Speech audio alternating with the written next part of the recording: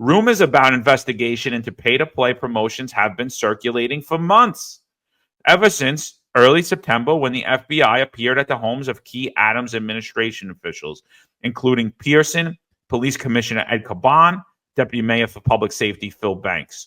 Scola's letter is the first documented indication that such an investigation has been underway. Crumbs. That's the bottom line. Crumbs right there, John. But you know what's interesting about this, right?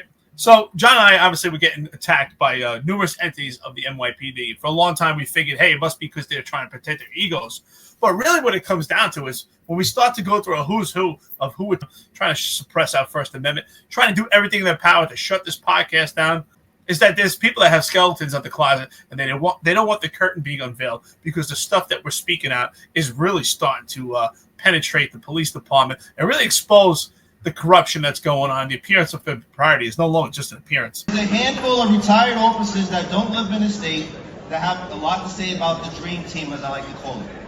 We have a potential racketeering scheme. We have an abuse of cars when it comes to the confidential rental and leasing office program.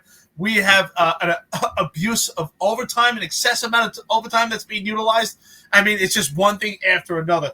We have an abuse of actual promotions. We have an abuse with these fraternal organizations. I mean, when are we going to say enough is enough? Really, if it's that important to you, you don't like negative criticism, why don't you do better? Why doesn't the police department do a better job? Why don't we get better leadership? Why don't we stop this criminal enterprise and we stop committing crime and actually have integrity? I don't know. Is this a tall order to ask, John? Is it?